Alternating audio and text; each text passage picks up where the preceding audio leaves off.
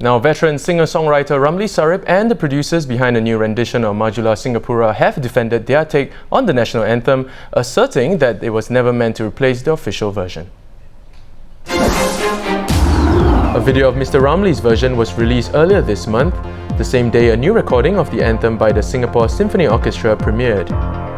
Mr. Ramli's version retains the original lyrics but adopts a stripped-down arrangement. Some netizens took issue with its somber tone. Mdm Rohana Zubir, daughter of Majulah Singapura composer Zubir Syed, questioned the need to change the tempo, stating that the national anthem should not be meddled with or experimented with. The debate goes on, and here to help us dive deeper into the matter is music correspondent Eddino Abdul Hadi. Hey Dino. Hey Dylan. Now welcome to the show. Now Dino, before we get further into this, let's take another look at the video in question. Mari kita rakyat Singapura sama-sama menuju bahagia. Cita-cita kita yang mulia berjaya Singapura.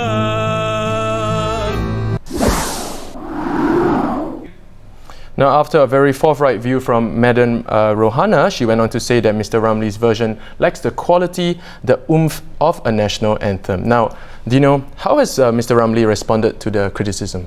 Right, I think he's very aware of all the criticisms that's been leveled against his version of Majulah Singapura. A few months back, when the videos of him singing the song at the rehearsals went online, so I think it's nothing new for him. What he wanted to emphasize during the recent interview with me was, I think there was some confusion among some people that this was going to replace the official version of the song. It's not. He wanted to stress that this was a different interpretation of the song. You know, the lyrics are exactly the same. The meaning behind the words are exactly the same. It's still there, and it's not a radical rearrangement.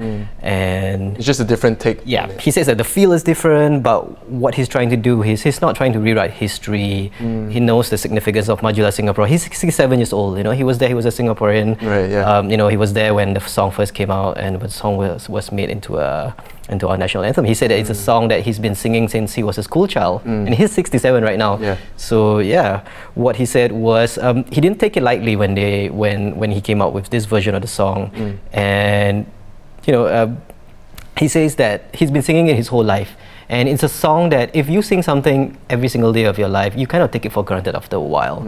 So what happened was, he said as he grew older, you know, he learned to appreciate the lyrics more, and when he came up with this new version of the song, he said that, you know, he sat down, he looked at the lyrics and, you know, the meaning behind the lyrics, which was a call for Singaporeans to maju, the Malay word to progress. And I think he internalized the lyrics, and which is why the song came out sounding very meditative, very solemn, as opposed to the rousing version that we are used to. Right.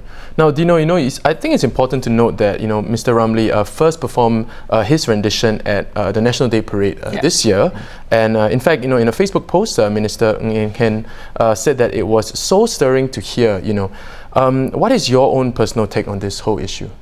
Right. I first saw it when the videos went around, you know, after the minister posted it on Facebook, and this was a couple of weeks maybe before the actual NDP parade. Right. So before that, we saw him singing the national this year's NDP song, but he only had like a few words. He was singing like, oh, you know, we didn't know that he was going to do this National Day thing, and then people who went there, that filmed the version and went online, and I have to agree with the minister. I thought it was a very moving performance, and it was a different take. It made you think about the national anthem.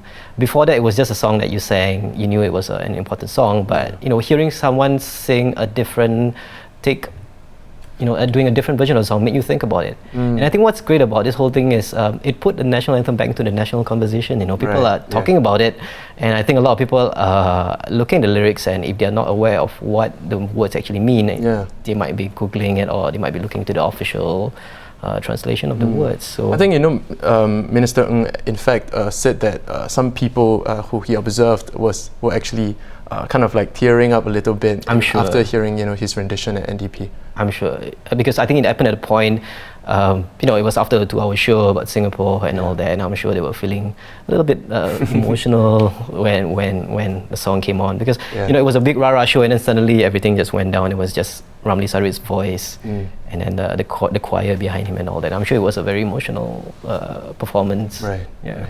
Well, thank you, Eddino, for coming on the show and for discussing this with us. Thank you. And there you have it, the top stories for today. For more news and videos, visit straitstimes.com. And once again, I'm Dylan. Join us tomorrow for more stories on The Big Story.